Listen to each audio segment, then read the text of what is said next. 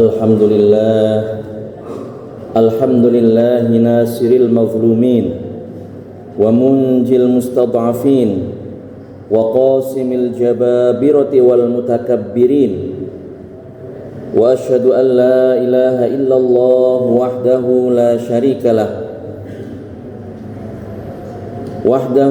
syarikalah waliyus salihin wa'ada ibadahul mu'minina bin nasri wat tamkin faqala subhanahu wa ta'ala wa nuridu an namunna 'alal ladzina istud'ifu fil ardi wa naj'alahum a'immatan wa naj'alahumul warithin wa asyhadu anna sayyidana Muhammadar Rasulullah imamul mujahidin wa qahirul kafarati wal musyrikin. Allahumma salli ala sayyidina Muhammad wa ala alihi wa sahbihi ajma'in wa tabi'ihim lahum bi ihsanin ila yaumiddin. Amma ba'du ibadallah, fa inni usi nafsi wa iyyakum bi taqwallahil azim.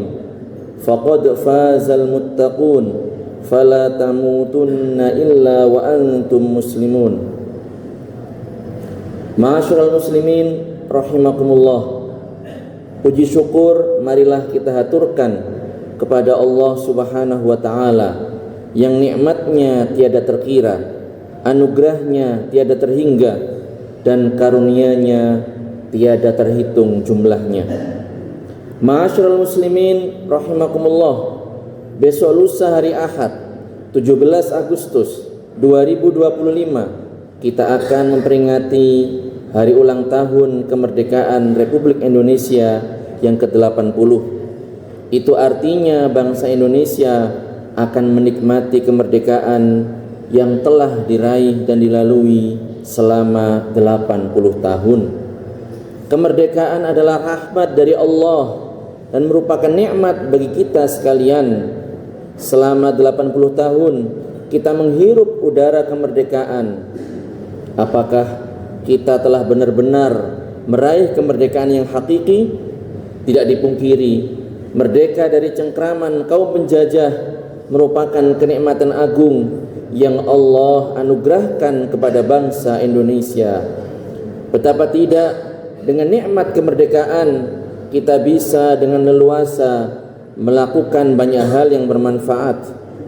Akan tetapi, sudah cukupkah bagi kita kemerdekaan dari cengkraman penjajah? Bukankah masih banyak belenggu yang harus kita singkirkan agar kita dapat meraih kemerdekaan hakiki dan sejati? Saudara-saudaraku rahimakumullah, kemerdekaan hakiki adalah ketika kita sudah mampu memerdekakan diri kita dari jerat hawa nafsu. Kemerdekaan sejati adalah ketika kita mampu memerdekakan diri kita dari perangkap jahat setan yang tiada henti membuai kita dengan rayuannya. Kemerdekaan yang sebenarnya adalah tatkala kita mampu memerdekakan hati kita dari penyakit-penyakit hati yang membinasakan. Kemerdekaan yang sesungguhnya bagi seorang pejabat adalah saat ia mampu memerdekakan dirinya dari mental korup. Pejabat yang korup dan memakan uang rakyat sejatinya ia terjajah dan belum merdeka. Terjajah oleh angan-angannya bahwa kekayaan dan status sosial yang tinggi akan melambungkan kebahagiaannya.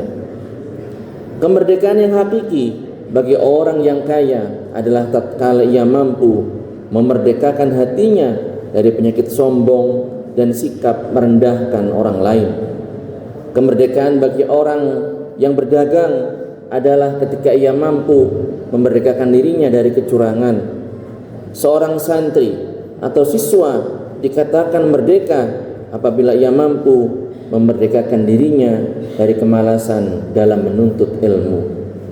Guru atau dosen yang merdeka adalah yang mampu memerdekakan dirinya dari niat lain selain mengabdi, mendidik dan mengkader. Seorang tetangga yang merdeka adalah apabila ia mampu memerdekakan hatinya dari virus iri, dengki, hasud, kepada tetangganya yang lain, dan begitu seterusnya. Kemampuan melepaskan belenggu yang menghalangi kita dari berbuat baik, itulah kemerdekaan yang hakiki dan sesungguhnya. Jika seluruh bangsa Indonesia sudah meraih kemampuan ini, maka Indonesia benar-benar telah merdeka. Merdeka dalam arti yang sesungguhnya.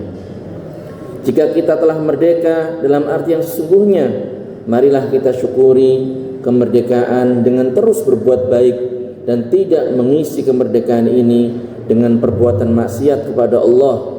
Jika kita telah bersyukur atas nikmat kemerdekaan dan nikmat-nikmat Allah yang lainnya, maka Allah akan menambahkan nikmat-nikmatnya sebagaimana Allah sebutkan dalam firman-Nya, la in syakartum la azidannakum wa la in kafartum inna azabi lasyadid.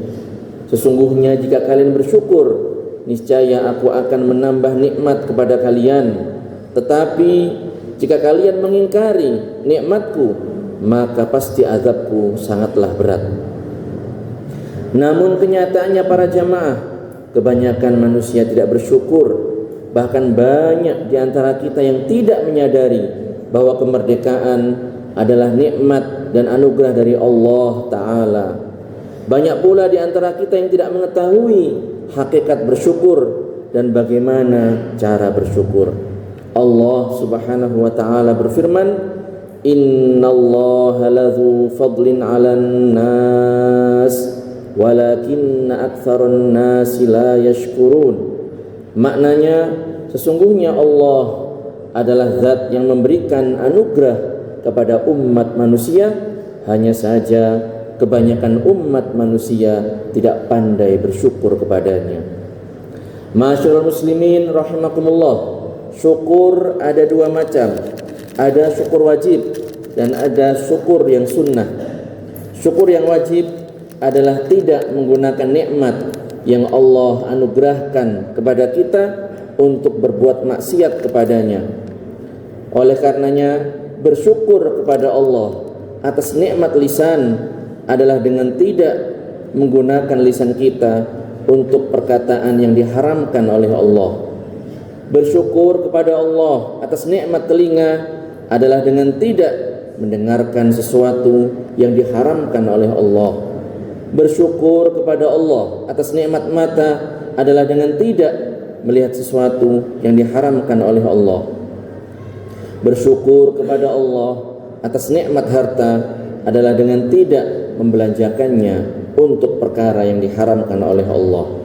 Dan bersyukur atas nikmat kemerdekaan adalah dengan cara mengisi kemerdekaan dengan senantiasa berbuat taat kepada Allah dan berbuat baik kepada sesama manusia. Adapun para jamaah, syukur yang sunnah adalah dengan mengucapkan dengan lisan kita pujian yang menunjukkan bahwa Allah lah sang pemberi nikmat yang menganugerahkannya kepada para hambanya, semisal dengan ucapan Alhamdulillah, Alhamdulillah ya ala ni'amih.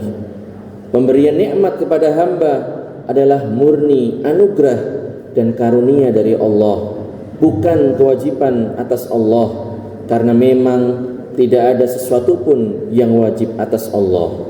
Allah Subhanahu wa Ta'ala berfirman, wa ma bikum min ni'matin faminallah thumma idza massakumud durru fa ilaihi taj'arun. Yang maknanya, dan nikmat apa yang ada pada kalian itu adalah anugerah Allah. Kemudian jika kalian terkena mara bahaya, maka hanya kepada Allah lah hendaknya kalian memohon petunjuk dan pertolongan. Ma'asyiral muslimin rahimakumullah, demikianlah khutbah singkat pada siang hari yang penuh keberkahan ini. Mudah-mudahan Allah senantiasa melimpahkan nikmat-nikmatnya kepada kita sekalian, dan kita dijadikan orang-orang yang pandai bersyukur. Amin ya rabbal alamin. Barakallahu li wa lakum fil Qur'anil azim wa nafa'ani wa iyyakum bima fihi minal ayati wa dzikril hakim wa taqabbala minni wa minkum tilawatahu innahu huwas samiul alim. Ayo ke Syama, pondok penuh berkah. belajar ilmu agama, hidup jadi lebih indah. Kitab suci dipelajari, hadis Nabi dimengerti, guru bijak dan sabar hati, di sini kita akan meniti.